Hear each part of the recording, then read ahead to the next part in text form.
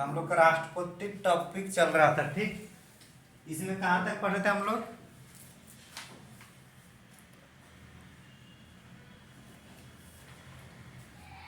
किसी को याद है? एकमात्र राष्ट्रपति जो मतलब निर्विरोध जीता था, नाम क्या था?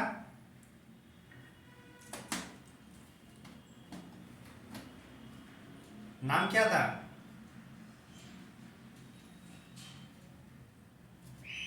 संजीव, क्या नाम था बताइए? नीलम संजीव रेड्डी।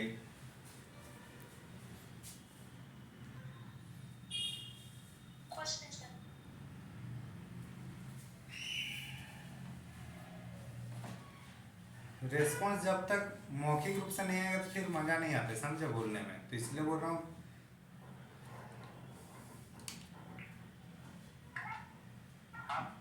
झारखंड का जब विभाजन हुआ बिहार से, तो उस टाइम हम लोग के जो राष्ट्रपति थे उसका नाम क्या था?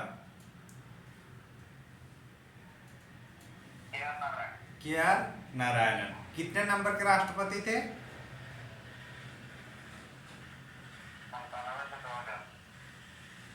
1997 से 2002 तक था और 11वें नंबर के राष्ट्रपति थे। कितने नंबर के?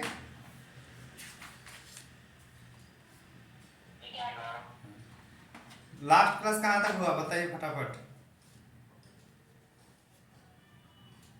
महाभियोग हुआ था। महाभियोग में कौन कौन शामिल होते हैं? हाँ, महाभियोग में कौन कौन शामिल होते हैं?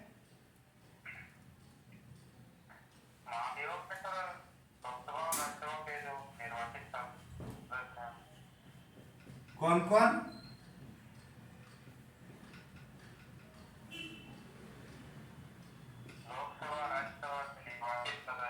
हाँ, इसमें निर्वाचित के साथ साथ जो मनोनीत हैं वो मनोनीत सदस्य भी इसमें शामिल होंगे। तो निर्वाचित हो या मनोनीत जो भी होंगे दोनों इसमें शामिल होंगे, मतलब टोटल संसद। इसमें याद रखना है कि जो विधानमंडल या विधानमंडल से जो निर्वाचित सदस्य होते थे जो निर्वाचन के टाइम, वो लोग इसमें शामिल नहीं होते हैं। अब हम लोग नेक्स्ट टॉपिक हम लोग आएंगे कि शक्तियां, राष्ट्रपति की शक्तियां कहाँ कहाँ पे हम लोग को देखने को मिलते हैं। कार्यकारी शक्ति, कार्यकारी शक्ति में क्या होगा लिखते चलिएगा आप लोग, ठीक ना। कार्यकारी शक्ति, विधायी शक्ति,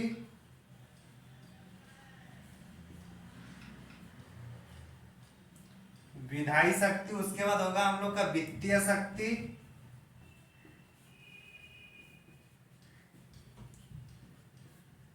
वित्तीय शक्ति के बाद है हम लोग का न्यायिक शक्ति। दिख रहा है ना? कूटनीतिक शक्ति,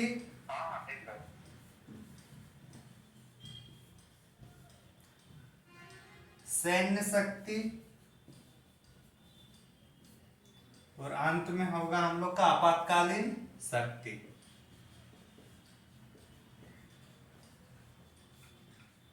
लिख ली, इतना शक्तियों पर हम लोग आज डिस्कशन करेंगे। नोट्स आप लोग बनाते चलिएगा। तो कार्यकारी शक्ति में जो भी कार्य होता है, मतलब कार्यों से संबंधित जो विधि या जो नियम बना है जो इम्प्लीमेंट होगा, तो इम्प्लीमेंट होने में जहां पर राष्ट्रपति की जरूरत होता है, जो राष्ट्रपति की कार्य है, उनको हम लोग इसमें पढ़ेंगे कार्यकारी शक्ति में। तो जनरली जो कार्य कौन करते हैं? संसद लोग करते हैं ना। तो राष्ट्रपति तो कोई भी काम खुद करते नहीं, तो इनके सिग्नेचर पर जो बाकी लोग काम करते हैं, तो उसके बारे में हम लोग इसको पढ़ना है। तो इसमें जो कार्यकारी शक्ति में देखा जाए तो प्रधानमंत्री और अन्य मंत्री,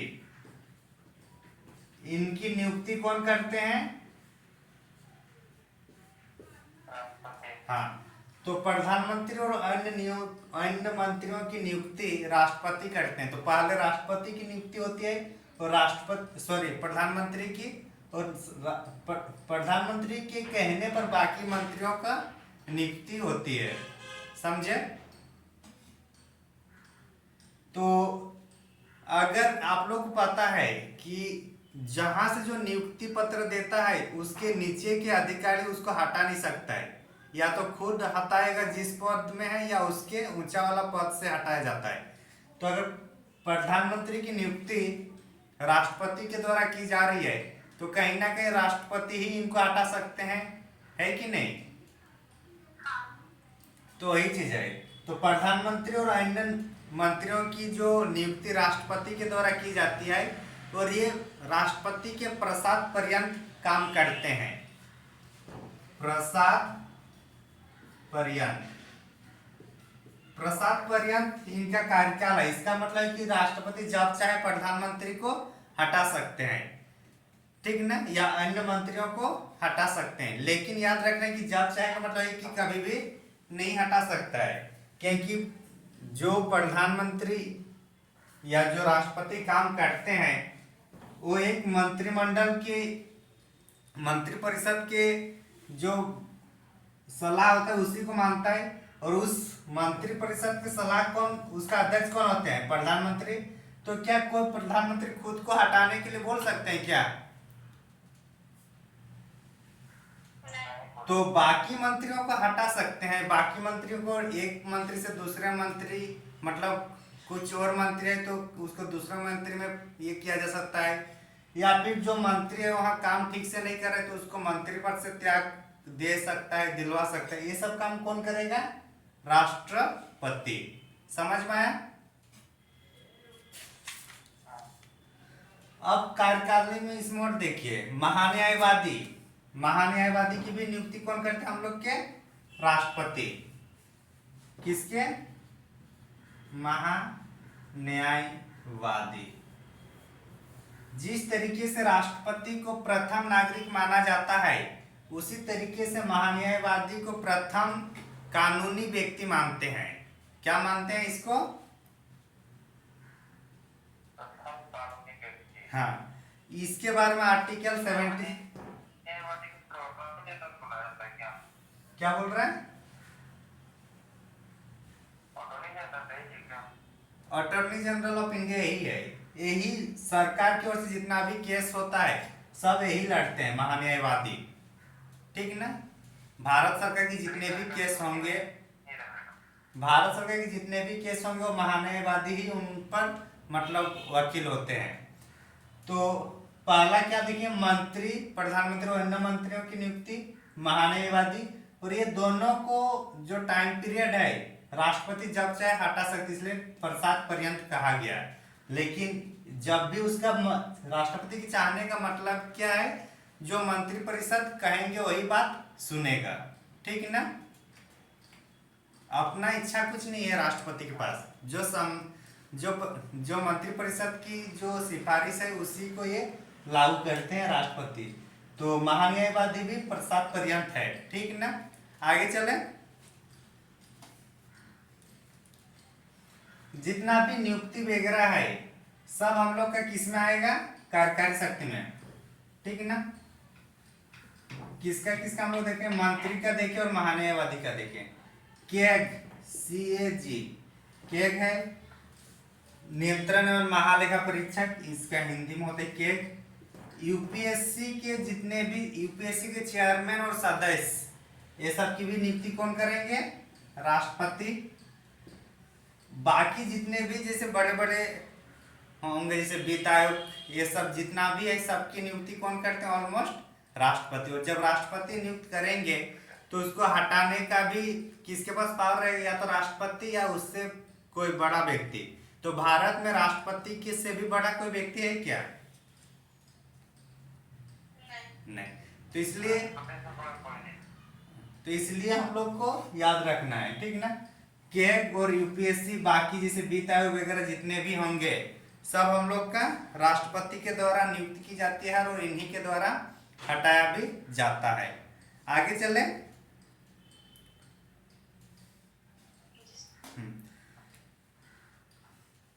अंतरराज्य परिषद की नियुक्ति जो अध्यक्ष होते हैं उसमें कौन होते हैं? PM। किसी भी अनुसूचित क्षेत्र को बनाने का मतलब बनाने कौन बना सकता है? राष्ट्रपति। हाँ, तो कोई भी अनुसूचित क्षेत्र अगर शामिल करना है तो उसका जो पावर है तो सिर्फ और सिर्फ राष्ट्रपति के पास है, ठीक ना। किसी भी क्षेत्र को अनुसूचित बना सकते हैं, याद रखना है। समझ में आ गया? ये सब क्या है? कार्यकारी शक्ति, मतलब जो फील्ड में काम करने के लिए जो लोग तैनात होंगे वो लोग को चुनने की शक्ति किसके पास है? हमारे किसके पास? राष्ट्रपति के पास। अब विधायी शक्ति की बात करते हैं। इतना समझ में आ गया ना, कार्यकारी शक्ति। बाकी लोग कुछ बोलिएगा। विधायी शक्ति में विधि बनाना, विधायी मतलब विधि से संबंधित होगा, यही होगा ना।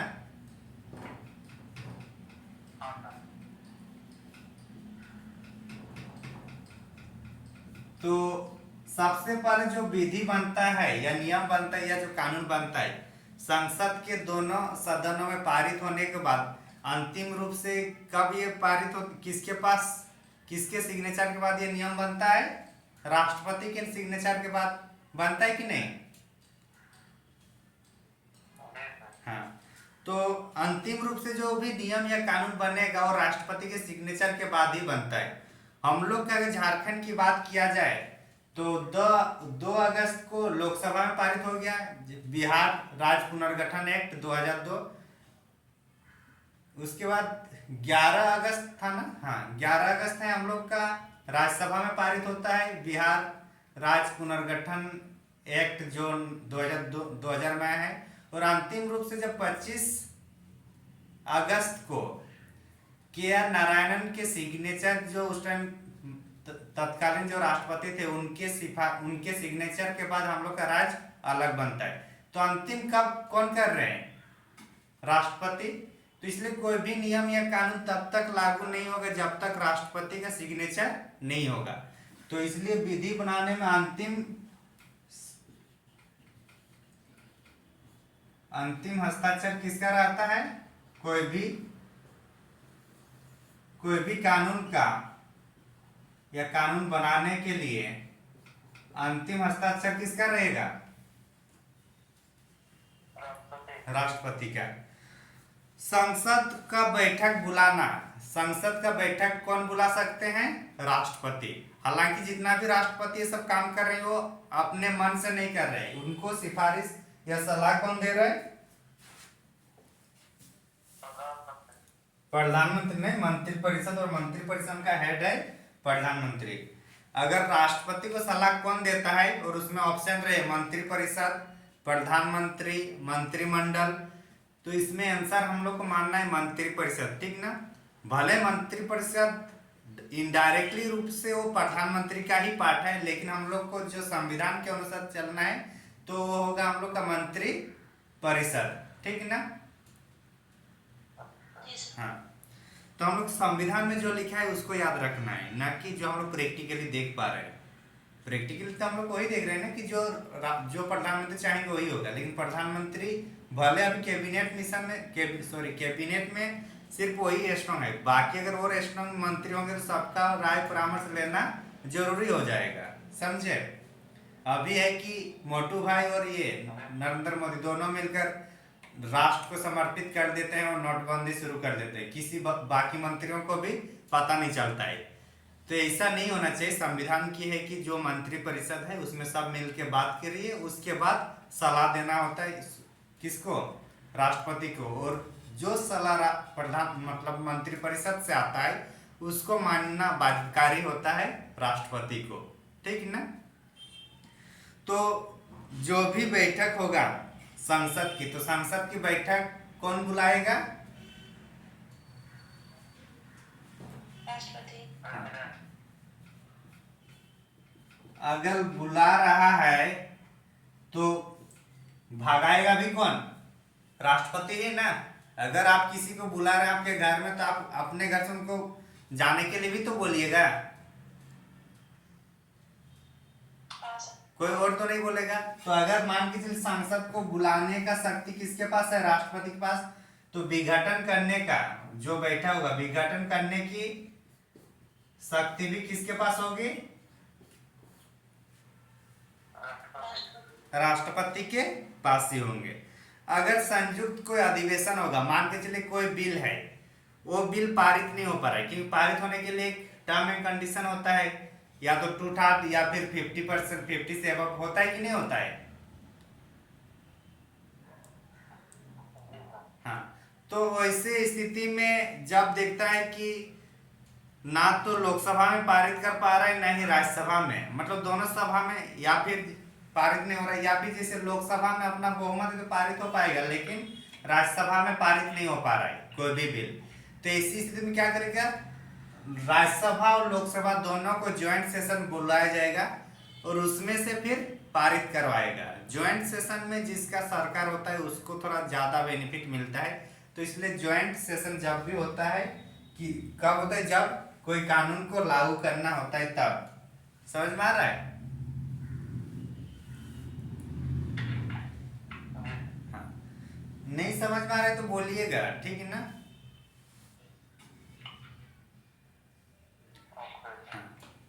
तो ज्वाइंट सेशन जो होगा, संयुक्त बैठक, उसको बुलाता कौन है?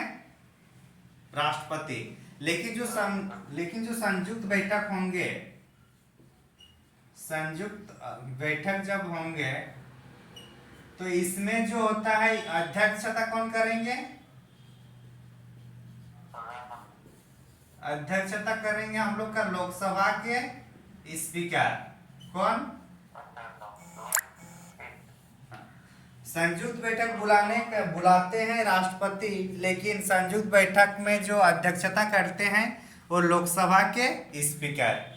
ठीक है ना? ये वेरी वेरी इंपॉर्टेंट क्वेश्चन बनता है कि संयुक्त बैठक बुलाते हैं राष्ट्रपति, लेकिन बैठक की जो अध्यक्षता करते हैं हमारे स्पीकर। ठीक है ना? आगे चले।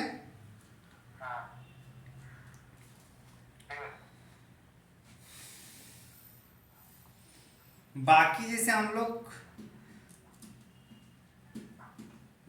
विधायी शक्ति में एक चीज देखें कि मतलब नियम कब बनता है? जब दोनों सदन से पारित होकर फिर राष्ट्रपति के पास जाते तभी बनता है ना। अब मान के चलिए दो में से एक सदन है, एक सदन अगर चल रहा है, जैसे मान के चलिए अभी है कि लोकसभा चल रहा है, मान के चलिए कि ये चल रहा है, और राज्यसभा का ये टाइम पीरियड ओवर हो चुका है, ये खत्म हो चुका, और अंतिम टाइम इसका चल रहा है, तो ऐसी स्थिति में मतलब ये जो साल भर में कितना बैठक होती है, कितना होता है? मिनिमम 2 होना चाहिए संविधान के अनुसार, लेकिन भारत में कितने होते हैं? 3। कौन कौन सा सत्र होता है?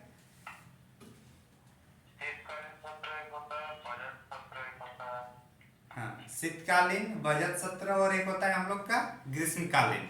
ठीक है ना? 3 ही होता है ना सत्र। तो मान के चलिए कि सत्र जो चल रहा था उसमें राज्यसभा का खत्म हो गया और लोकसभा का कुछ दिन बचा हुआ है। अब ऐसी स्थिति में लोकसभा को या देश को लग रहा है कि कुछ एक अच्छा मतलब कुछ एक इमरजेंसी है और उसके लिए कानून बनाना जरूरी है। जैसे कि कोरोना के टाइम बहुत सारे मतलब अपने परिजनों को गंवाने के क्रम में बहुत सारे लोगों को थोड़ा गुस्सा आता है कि सही से ट्रीटमेंट वगैरह नहीं होता है, या फिर कोई सरकारी हॉस्पिटल होते हैं वहां पे सही से ट्रीटमेंट नहीं होता है, तो जो परिजन है वो क्या करता है? विरोध करने के क्रम में थोड़ा बहुत हाथापाई हो जाता है कि नहीं? तो ऐसी स्थिति में जब अगर कानून नहीं है उसके संरक्षण के लिए, और मान के चलिए सत्र नहीं चल रहा है, संसद तो अब नियम बना नहीं सकता है, तो ऐसी स्थिति में नियम बनाने के लिए राष्ट्रपति के पास पावर है, और इसी को बोला जाता है कौन सा? अध्यादेश जारी करना। क्या बोलते हैं इसको? अध्यादेश। तो अध्यादेश की शक्ति किसके पास है? आर्टिकल 1, 2, 3। कौन सा? 100। मान के चलिए जो नियम कानून बनते हैं वो जब सदन में बैठते हैं ना लोग, सांसद लोग, तभी जाके नियम बनते हैं। तो भारत में 3 बार सदन में लोग मतलब सांसद लोग बैठते हैं। एक ग्रीष्म काल में, मतलब अभी होगा जून के आसपास, मई जून में। दूसरा होता है हम लोग का जनवरी के आसपास, और एक होता है मानसून सत्र होता है। बजट सत्र नहीं होता है, होता है क्या? हाँ तो हाँ, तो बजट सत्र आपका शीतकालीन वाला कोई आप ये कर सकते हो, उसके बाद होता है। तो 3 सत्र चलता है हम लोग, ग्रीष्म सत्र, शीत और मानसूनी। तो ये 3 सत्र में मतलब जब 3 बार जो बैठक होती है, इस बैठक में जो नियम कानून बनेगा बन जाता है। लेकिन बात जब बैठक खत्म हो जाता है या फिर 2 में से किसी एक का खत्म हो जाता है, तो उस टाइम कुछ इमरजेंसी नियम कानून बनाना है। तो कोई एक ही सदन बच रहा है ना, एक का तो टेन्योर खत्म हो गया, तो जो एक सदन बैठेगा वो पारित करेगा। लेकिन हम लोग को क्या पता है कि नियम तभी बनता है जब सदन के दोनों जगह पास हो, यही होता है ना। तो ऐसी स्थिति में एक ही जगह पास हो जाएगा, लेकिन उसको अध्यादेश के नाम से उसको कराया जाएगा। और जब दूसरा सदन में जब बैठेगा, जैसे मान के चलिए अभी लोकसभा चल रहा है और ये खत्म हो गया, तो इसने पारित कर दिया, कौन? लोकसभा ने। लेकिन जब इसका जब नेक्स्ट होगा, इसका नेक्स्ट जब मीटिंग होगा, कब? राज्यसभा का जब नेक्स्ट मीटिंग होगा, तो उसके 6 सप्ताह के अंदर इसको 6 सप्ताह के अंदर इसको क्या करना होगा? पारित करना होगा, जो अध्यादेश लाया गया है। और अगर ये नहीं कर पा रहे 6 सप्ताह में पारित, तो ये अध्यादेश क्या होगा? अपने आप खत्म हो जाएगा। तो यही है कि जब आपातकाल के कारण, आपातकाल के टाइम, कुछ इमरजेंसी के टाइम जब सत्र नहीं चलेगा, दोनों सत्र या 2 में से कोई एक सत्र नहीं चलेगा, तो राष्ट्रपति अध्यादेश जारी करती है ताकि नियम कानून तुरंत बनाया जा सके। समझे? तो वही अध्यादेश हम लोग का आर्टिकल 123 में है। और अगर लोकसभा अगर मान के चलिए चल रहा है तो इनमें पारित कर देगा, लेकिन राज्यसभा के लिए फिर हम लोग को वेट करना होगा। जब भी राज्यसभा अगले बार बैठेंगे, उसका जब पहला बैठक से लेकर 6 सप्ताह के अंदर ही जो राष्ट्रपति ने अध्यादेश दिया है उसको पारित करना होगा। और जब दोनों ने पारित करेगा तो अपने आप राष्ट्रपति उसको सिग्नेचर करके वो क्या बन जाएगा? कानून बन जाएगा। और अगर ये पारित नहीं कर देता है राज्यसभा, तो फिर अध्यादेश वहीं पे खत्म हो जाएगा।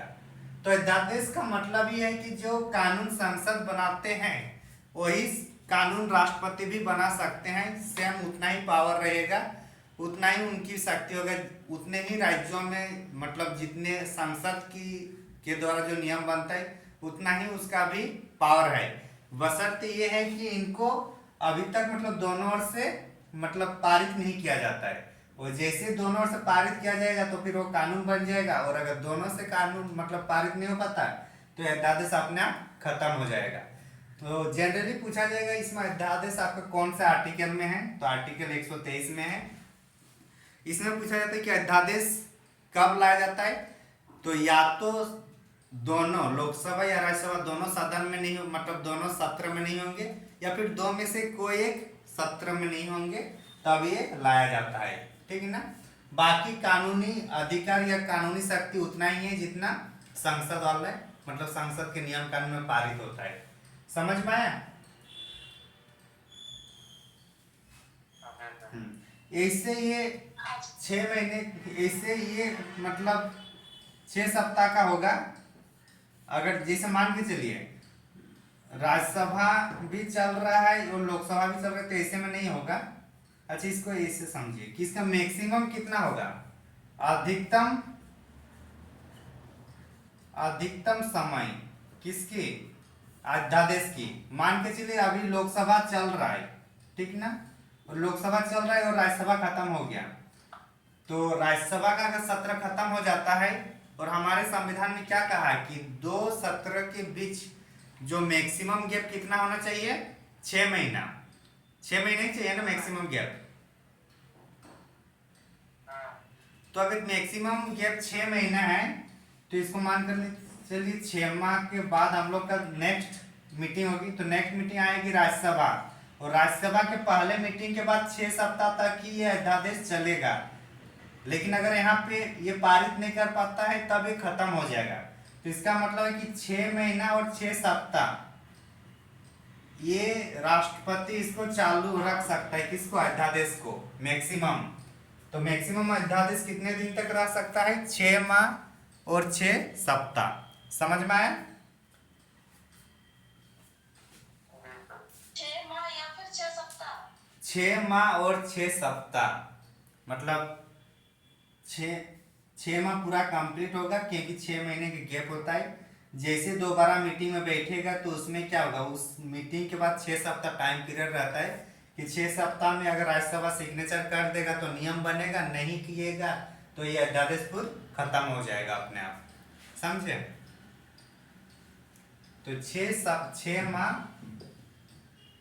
मंथ्स प्लस 6 सप्ताह, तो इतना दिन मैक्सिमम रहता है। कितना दिन?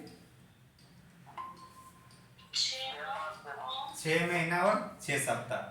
तो अध्यादेश इतना इंपॉर्टेंट है, अध्यादेश राष्ट्रपति लागू करते हैं। आगे चले, कहीं कुछ डाउट?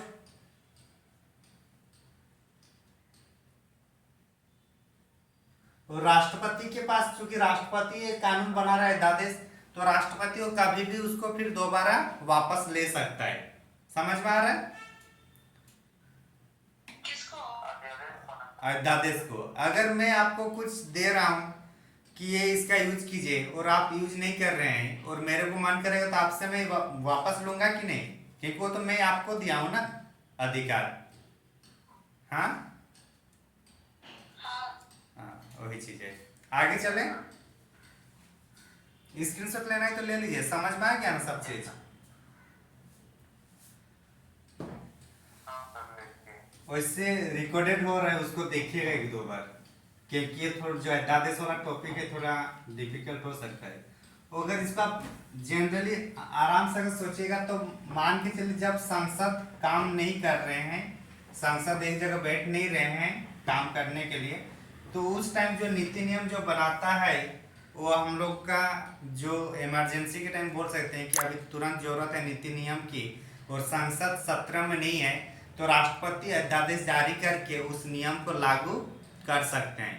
उतना ही शक्ति रहता है जितना संसद ने पारित करते हैं नियम को, बशर्ते इसमें ध्यान रखना है कि जो भी सत्र में रहेगा, अगर लोकसभा में रहेगा तो लोकसभा को पारित करना है और अगर राज्यसभा सत्र में रहेगा तो राज्यसभा को भी पारित करना है।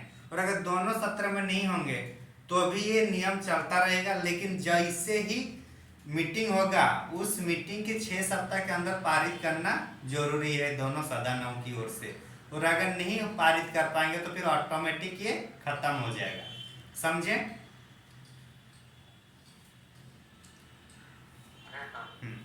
ये था 123 आर्टिकल।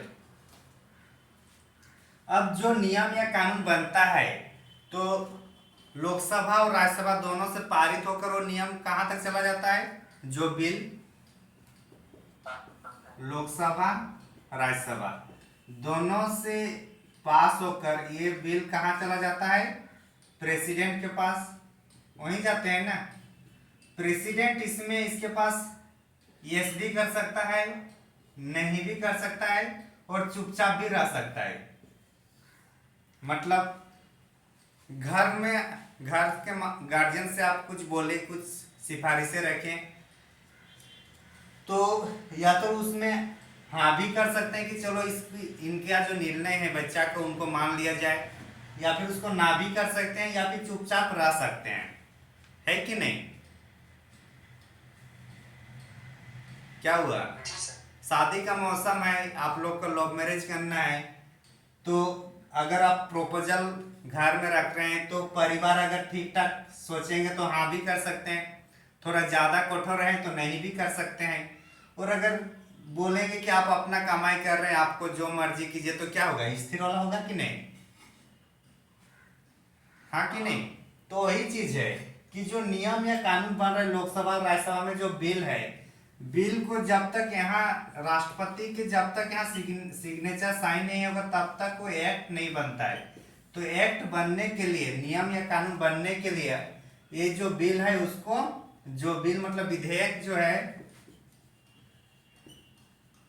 विधेयक है, इसको कानून या क्या बोलता, अधिनियम, अधिनियम या कानून बनने के लिए किसकी सिग्नेचर जरूरी है? हाँ, तो गर्लफ्रेंड या बॉयफ्रेंड है तो उसके लिए शादी विवाह मतलब अपने हस्बैंड वाइफ बनने के लिए किसकी परमिशन की जरूरत है घर में? गार्जियन की। भले गार्जियन के कुछ ना चलते हो, आप भले घर में कमा के दे रहे हैं, आपका बोल वाला है, लेकिन अंतिम निर्णय घर के परिवार से लेते हैं कि नहीं? हाँ, तो वही चीज है। तो जो भी बिल आएगा उसमें प्रेसिडेंट के पास तीन चीजें होंगी, या तो सिग्नेचर हाँ कर देंगे, या फिर ना, या फिर चुपचाप रहेंगे। तो जहां हाँ करेंगे तो ये जो तीनों पावर है इसको बोला जाता है वीटो पावर। कौन सा पावर? वीटो शक्ति। तो ये वीटो शक्ति भारत में किसके पास है? राष्ट्रपति। और जब राज्य स्तर पर देखेंगे तो थोड़ा मतलब राज्यपाल के पास भी वीटो शक्ति देखने को मिलेगा। तो वीटो शक्ति हम लोग का आर्टिकल किस में है? 111। वीटो पावर कितना है? आर्टिकल कितना? 111। इसको थोड़ा देख लेते हैं। 110 में धान विधेयक है, कौन सा है? 111 में क्या है? वीटो। 112 में होगा वार्षिक वित्तीय विवरण। वार्षिक वित्तीय विवरण को एक बजट कहा जाता है। तो तीनों इंपॉर्टेंट है, इसको याद रखना है। इनमें से तीनों में से हम लोग 111 में वीटो की शक्ति। तो संविधान में ये लिखा हुआ है कि जो कि संसद के, ये राष्ट्रपति क्या है? संसद का एक अभिन्न भाग है कि नहीं है? भले वो संसद के किसी सदन में नहीं बैठेगा, नहीं वोट देगा, सदन में कहीं बैठता है क्या राष्ट्रपति? कहाँ बैठा है आप? कहाँ बैठा है राष्ट्रपति को? राष्ट्रपति कभी सदन में नहीं बैठता है, कभी भी नहीं बैठते है, कितना भी जरूरत क्यों ना पड़े। राष्ट्रपति क्यों बैठे? वो देश का प्रथम नागरिक है, उसके पास लोग जा सकते हैं, लेकिन वो सदन में आकर बैठेगा नहीं।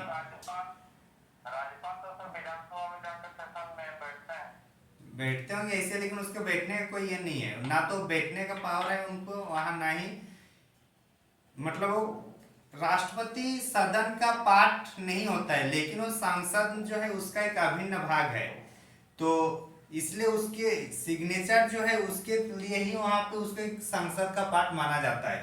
तो अगर चूंकि संसद के पार्ट होंगे तो वो क्यों होगा? क्योंकि यहाँ से जो आधा आधा काम चल रहा है ये पूरा तभी होगा जब प्रेसिडेंट वहां सिग्नेचर कर देगा।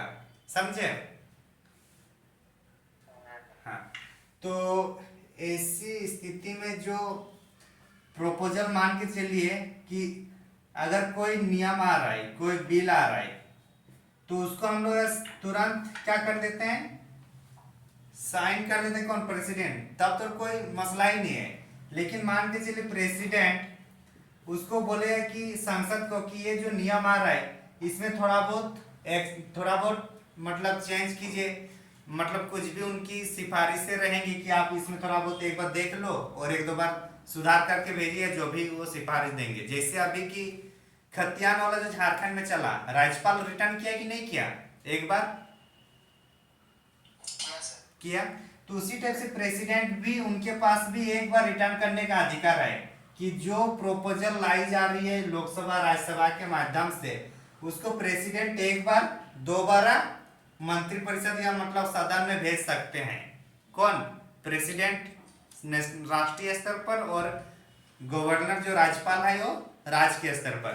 लेकिन जैसे यहाँ आ जाते सदन में, ये अगर बिना कुछ परिवर्तन किए या परिवर्तन थोड़ा बहुत किए करके अगर भेजते हैं, मतलब परिवर्तन करके भी ये लोग भेज सकते हैं कि थोड़ा बहुत चेंज कर लेंगे फिर भेजेंगे, या फिर जैसे आया उसी को उसी अनुरूप में भेज दिया जाता है, तो अभी उसको ये अब बाध्यताएं होंगी कि इसको राष्ट्रपति का अब सिग्नेचर करना जरूरी है।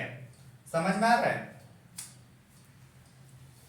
हाँ, मतलब सर, हाँ, एक बार आया वापस ठीक है, दोबारा यदि हम फिर भेज दिए तो उसको अलाउ करना पड़ेगा। करना पड़ेगा, चाहे वो थोड़ा बहुत चेंज किया नहीं किया कोई फर्क नहीं कर पड़ता, लेकिन उसको सिग्नेचर करना जरूरी है। समझे? तो जो इस टाइप से एक बार आया तो इसको बोलते हैं हम लोग निलंबनकारी, निलंबनकारी वीटो। क्या बोलते हैं इसको? निलंबनकारी वीटो। इंग्लिश में कीजिएगा तो सस्पेंशन या सस्पेंसिव होगा। एक मिनट देखने दीजिए मेरे को। निलंबनकारी सस्पेंसिव वीटो क्या होगा? Suspensive veto. एक ही बार में जो सिग्नेचर कर दिया उसको एब्सोल्यूट वीटो कहते हैं। क्या बोलते हैं? हाँ।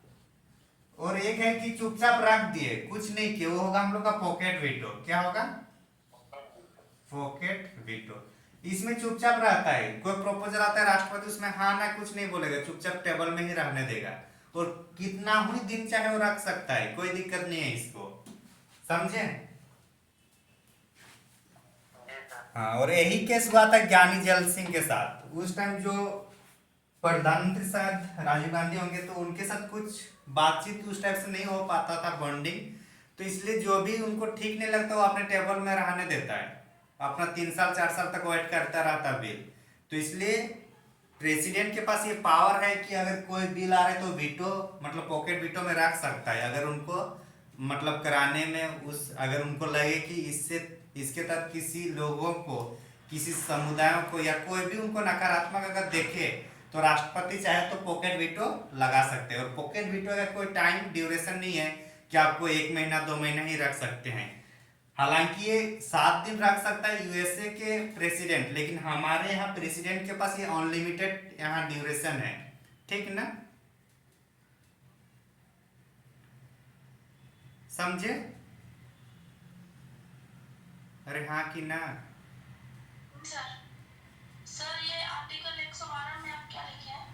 आर्टिकल 112 की जिप क्यों पढ़े हैं? आगे अब बहुत है, वहां बताएंगे बजट में। 112 में वार्षिक वित्तीय विवरण है, जिसको हम लोग आमचाल के भाषा में बजट बोलते हैं। 112 में आगे इसको लिखाएंगे, इतना टेंशन मत लीजिए।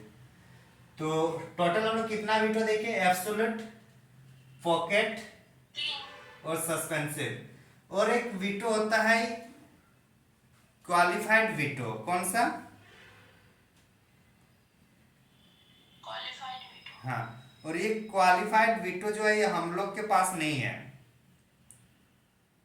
एक मिनट। हाँ, क्वालिफाइड वीटो अमेरिका में है। तो अमेरिका में टोटल 4 प्रकार का वीटो है राष्ट्रपति के पास। एक हम लोग कौन सा बता अभी? क्वालिफाइड जो होगा क्वालिफाइड वीटो, ये हमारे प्रेसिडेंट के पास नहीं है। बाकी एब्सोल्यूट वीटो है, पॉकेट वीटो है और सस्पेंसिव वीटो है। समझ में आ गया? अमेरिका के वीटो में एक पावर है कि पॉकेट वीटो में सिर्फ 7 ही दिन रख सकते हैं। भारतीय प्रेसिडेंट के पास है कि 3 वीटो है, एब्सोल्यूट, पॉकेट और सस्पेंसिव। सस्पेंसिव वीटो के तहत एक बार दोबारा हम लोग उसको सदन में भेज सकती है राष्ट्रपति, लेकिन दोबारा जैसे फिर से पारित होकर आएगा। हाँ। पॉकेट वीटो अमेरिका 10 दिन रख सकता है। अच्छा सॉरी, 10 दिन है या 7 दिन? कंफर्म कीजिए तो। 10 दिन है सर। अच्छा सॉरी, कितने दिन है? 10 दिन। 10 दिन। तो वो 10 दिन रख सकते हैं, लेकिन हम लोग का कोई टाइम नहीं है। ठीक ना?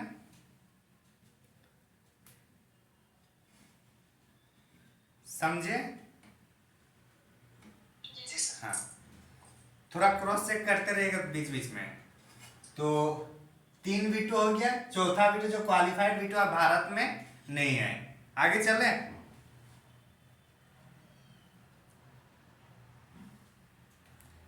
हाँ सर। हाँ, तो इसमें और एक चीज थोड़ा देख लेते हैं। जो धन विधेयक है, कुछ कुछ पर वीटो नहीं लगता है। एक मिनट रुकिएगा।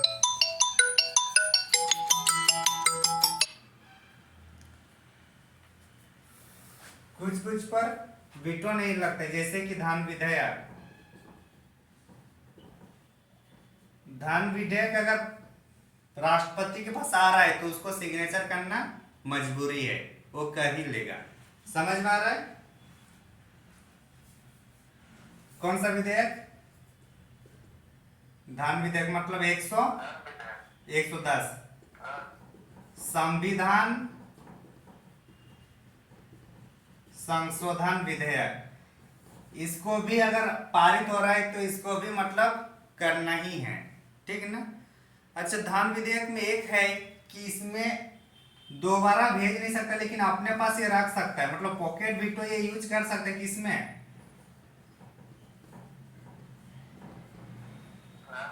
हाँ, लेकिन संविधान संशोधन जो है इसके लिए जो विधेयक बनेगा इसमें कोई भी वीटो नहीं रहेगा, मतलब कोई भी वीटो नहीं। ये अगर आया तो उनको सिग्नेचर करना जरूरी है, समझे। और ये 24वें संविधान संशोधन के तहत ये पावर है, कौन सा 24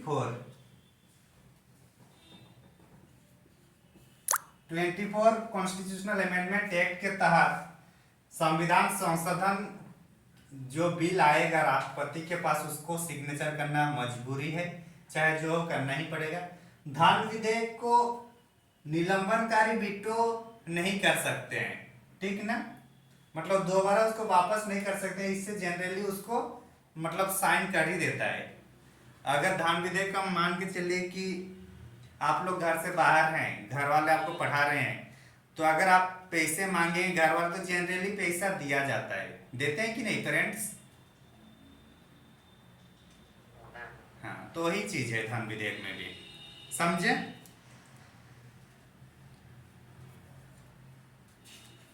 यहां तक कुछ डाउट।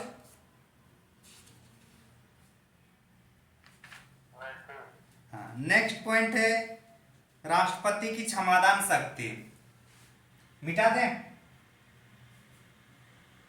हाँ, तो अध्यादेश हम लोग देख लिए 123 में, बाकी अभी हम लोग कौन सा देख रहे थे, ये वीटो, तो वीटो कौन सा था आर्टिकल 111, ठीक ना। नेक्स्ट है राष्ट्रपति की क्षमादान शक्ति, और जितनी भी शक्ति है क्या ये राष्ट्रपति की अपनी शक्ति है या मंत्रिपरिषद के सलाह में जो आएगा वो शक्ति है। मंत्रिपरिषद की सलाह। Very good. हाँ, तो क्षमादान शक्ति किसकी, राष्ट्रपति की, आर्टिकल कितना 72। हाँ, तो क्षमादान कितने प्रकार की मिलती है,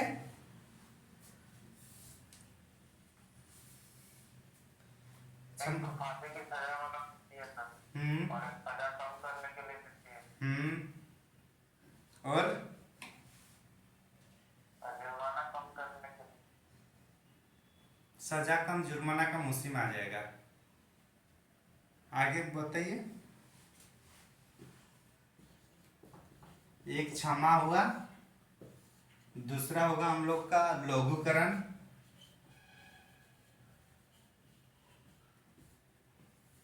तीसरा होगा हम लोग का परिहार, चौथा में होगा हम लोग का विराम, और पांचवा बच रहे थे। हाँ, पांचवा एक होगा हम लोग का प्रविलंबन। तो क्षमादान के तहत अगर कोई व्यक्ति जिसकी गलती हुई है, कोई भी गैर कानूनी काम किए हैं जो भी है, अगर उसको क्षमादान मिल गया तो मतलब फिर से पवित्र हो गया। जैसे शुद्धिकरण होता है ना, जो हम लोग कल्चर में देख रहे थे, भात भीतर या कुछ पार्टी देने के बाद उसको समाज में फिर से एक्सेप्ट किया जाता है कि नहीं। उसी तरीके से जिसको क्षमा मिल जाता है वो पूरी तरीके से एकदम निर्दोष साबित हो जाता है, उस पर कोई और मतलब ये नहीं रहेगा कि कोई उसका गलती है, ये इस तरीके से नहीं होगा, पूरी तरीके से मतलब क्या बोल रहे हैं, तो पूरी तरीके से दोषमुक्त व्यक्ति हो जाएगा जिसको क्षमादान शक्ति प्राप्त होता है, ठीक ना। तो क्षमादान शक्ति की बात किया जाए तो राष्ट्रपति की क्षमादान शक्ति राज्यपाल की तुलना में ज्यादा है, क्योंकि राष्ट्रपति जो है सेना के मामले में भी ये क्षमादान कर सकते हैं। किसके मामले में, किसके मामले में, सेना। दूसरी बात है इस राष्ट्रपति के पास मृत्यु दंड जो होता है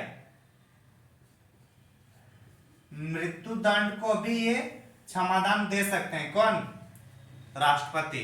लेकिन ये दोनों शक्ति राज्यपाल के पास नहीं है। सेना वाला जो सेना के अधिकारी जो मार्शल कोर्ट के द्वारा जो होता है वो भी नहीं है, और दूसरा जो वो लोग का मृत्युदंड है कि किसी को मृत्युदंड मिल चुका है, मतलब किसी की फांसी की सजा हो चुकी है, और उस टाइम अगर राष्ट्रपति को लगने लग जाता है कि इसको क्षमा देना है तो मृत्युदंड से एकदम डायरेक्ट निर्दोष भी हो सकता है, निर्दोष भी साबित हो सकता है। याद यहाँ रखना है कि क्षमादान शक्ति भी राष्ट्रपति की अपनी शक्ति नहीं है, ये भी मंत्रिपरिषद के सलाह पर भी यहाँ काम होता है। समझे? सेना में क्या क्षमा कर सकता है? सेना में मार्शल कोर्ट होता है, वहाँ वो लोग को सजा दी जाती है। मार्शल कोर्ट देख लीजिएगा, वहाँ जो भी डिसिप्लिन को मानता नहीं है वहाँ वो लोग पर अलग से कोर्ट होता है जिसको मार्शल कोर्ट कहते हैं। वहाँ पे वो लोग का मतलब क्या बोलते हैं उसको सजा सुनाई जाती है, तो उस सजा को भी यहाँ क्षमादान के तहत ये राष्ट्रपति उसको निर्दोष कर सकते हैं अगर मृत्युदंड मिला हो तो। समझे? हाँ। हाँ। और बाकी किसी को मृत्युदंड मान के चलो किसी को फांसी की सजा मिला है तो उसको भी क्षमादान देने की शक्ति है राष्ट्रपति के पास, और यही दोनों शक्ति जो है राज्यपाल के पास नहीं है। तो अभी से सब पढ़ लीजिए, राज्यपाल पढ़ाने का इंतजार मत किया कीजिए। और राज्यपाल हो सके मैं नहीं पढ़ाऊंगा, वो यूट्यूब में ऑलरेडी है, वो आप लोग को वहीं से करना होगा। समझे? ठीक है सर। लघुकरण, लघुकरण के तहत क्या होगा? इसमें उसका जो दंड का स्वरूप है उसको बदला जाता है, दंड का स्वरूप को बदला जाता है। मतलब अगर किसी को मृत्यु दंड दिया गया है तो उसको कठोर कारावास में उसको परिवर्तित किया जा सकता है। मतलब अगर किसी को मृत्युदंड दिया गया है, फांसी दी गई है, तो उसको कठोर कारावास में परिवर्तित किया जा सकता है।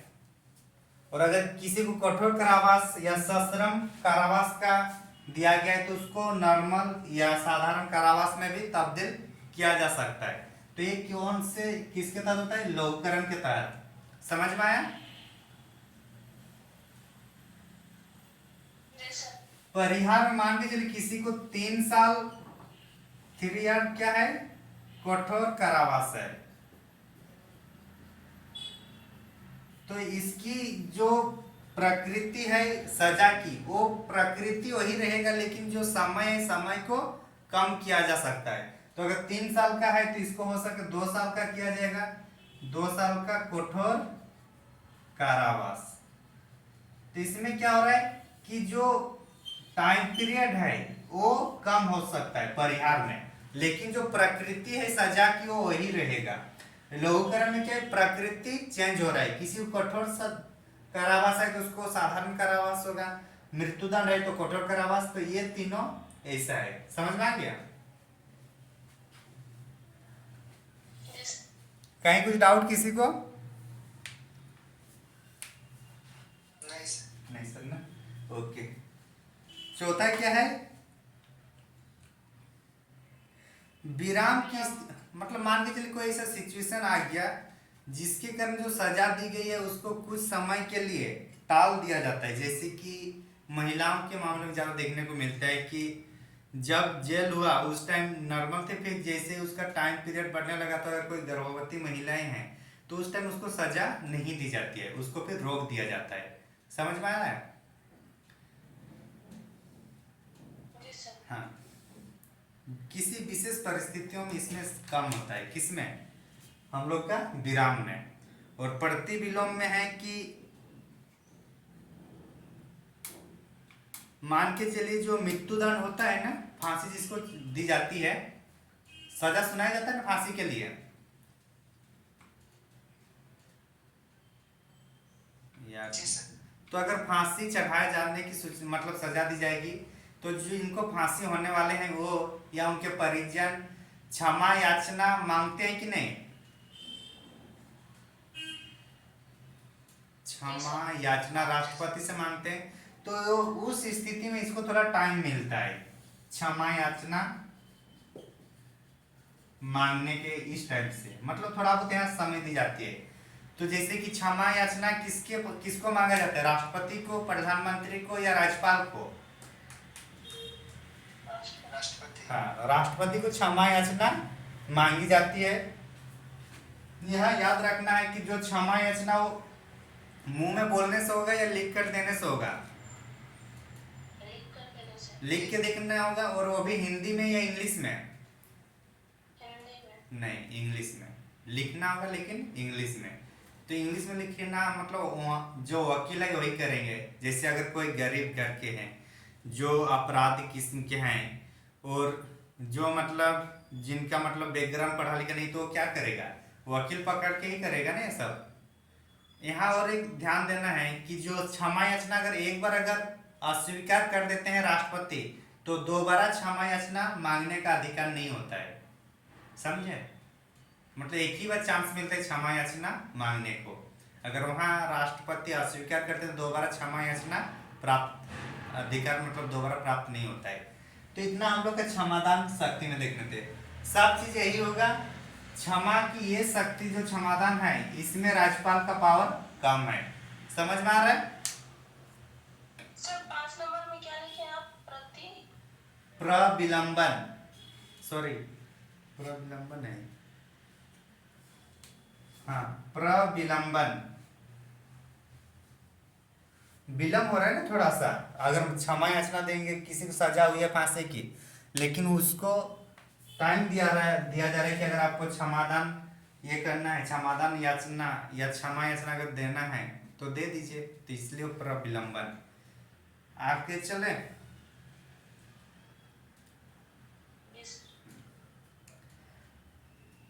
मंत्रिपरिषद किसके प्रति ये होता है उत्तरदायित्व? लोकसभा के प्रति। और व्यक्तिगत रूप से किसके प्रति होगा? राष्ट्रपति के ऊपर, क्योंकि शपथ कौन दिला रहा है? राष्ट्रपति। तो राष्ट्रपति उसको हटा भी सकता है ना। नियुक्ति कौन करवा रहे हैं? राष्ट्रपति। तो राष्ट्रपति उसको हटा सकते हैं कि नहीं? हटा सकता है सर। तो सामूहिक रूप से हम लोग का जो होगा वो संसद पर होगा, लोकसभा पर होगा, लेकिन व्यक्तिगत रूप से जो जिम्मेवारी होंगे कोई भी मंत्री, वो राष्ट्रपति के पास होगा। इतना हम लोग देख लिए। कौन सा था ये? विधायी वाला था। बाकी कौन कौन सा बच रहा है? जो क्षमादान वाला है ये न्यायिक प्रक्रिया में आ जाएगा, ठीक ना। शक्ति जो है न्यायिक प्रक्रिया में हम लोग ये भी देखेंगे कि जो न्यायाधीशों की नियुक्ति है, न्यायाधीशों की नियुक्ति भी कौन करते हैं? राष्ट्रपति ही करते हैं, ठीक है, चाहे सुप्रीम कोर्ट हो या हाई कोर्ट। और कौन सा टॉपिक था? सैन्य। सैन्य में क्या है कि मार्शल कोर्ट वगैरह उसका भी क्षमादान करने की शक्ति राष्ट्रपति के पास है। सेना का, तीनों सेना का अध्यक्ष कौन करते हैं? राष्ट्रपति। और अभी जो कॉम्बाइंड हो रहा है, कॉम्बाइंड हो गया ना फोर्स, उसका भी अध्यक्ष कौन करेंगे? राष्ट्रपति ही करेंगे। मतलब अभी तीनों मिलकर भी अभी सैन्य संगठन बन चुका है ना भारत में।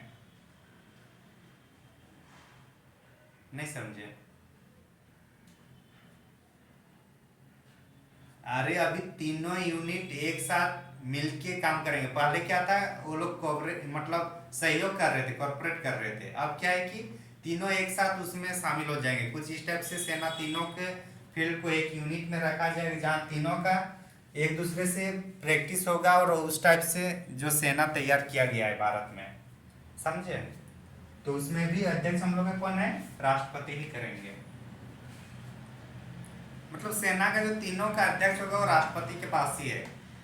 वित्तीय मामला में क्या होगा कि वित्त से संबंधित जो भी होगा, जैसे वित्तीय आपातकाल, ये सब भी कौन लागू करेंगे? राष्ट्रपति ही करेंगे ना। और कौन सा पॉइंट था? कूटनीतिक वाला। कूटनीतिक वाला है कि जो भी विदेशी देशों के साथ जो भी समझौता करना है, उसमें सिग्नेचर किसका होगा? राष्ट्रपति का। और कौन सा पॉइंट बचा शंभू?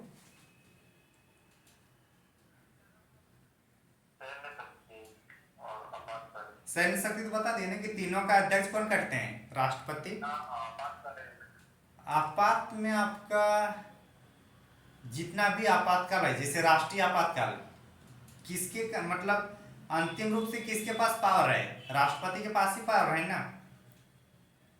हाँ सर। राष्ट्रीय आपातकाल की बात किया जाए, राष्ट्रपति शासन की भी बात किया जाए तो भी राष्ट्रपति के सहमति से ही होगा, और वित्तीय आपातकाल भी राष्ट्रपति, तो ये सब उसमें आ जाएगा। तो यहां तक कहीं कुछ डाउट किसी को?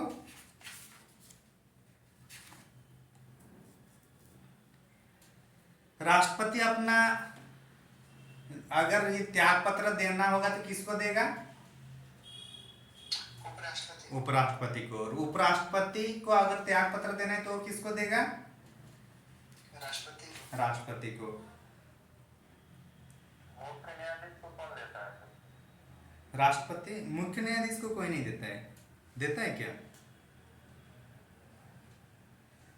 और उपराष्ट्रपति का शपथ कौन दिलाता है? राष्ट्रपति। राष्ट्रपति। और उपराष्ट्रपति संबंधित कौन से अनुच्छेद में है? आर्टिकल 62। किसमें है? 62 या 63? एक मिनट, 63 होगा। सर 62। नहीं, 63 है।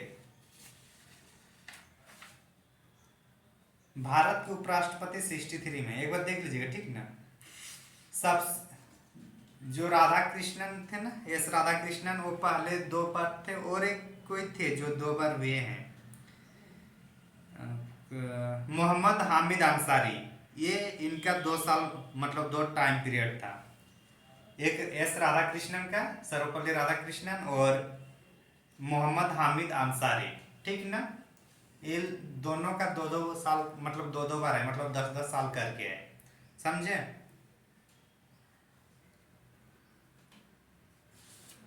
उपराष्ट्रपति जो होता है राज्यसभा का पदेन सभापति होता है। कौन?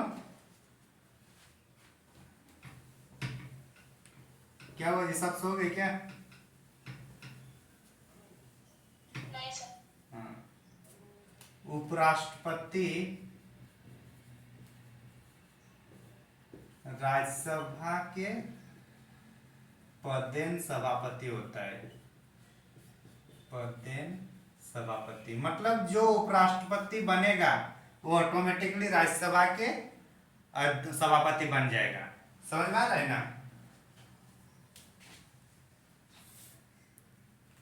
अरे हाँ कि ना? हाँ। हाँ। समझ में आ रहा है ना? और उपराष्ट्रपति के नाम पर कोई वेतन नहीं मिलता। उपराष्ट्रपति को वेतन किसके नाम पर मिलता है? पदेन सभापति जो राज्यसभा का होता है उसके। तो जब भी इसको हटाने की बात आएगी, किसको? उपराष्ट्रपति को, तो शुरू कहां से होगा? राज्यसभा से। जबकि राष्ट्रपति को हटाने की बात होगी तो कोई भी सदन से बात शुरू हो सकती है, चाहे लोकसभा हो या राज्यसभा हो।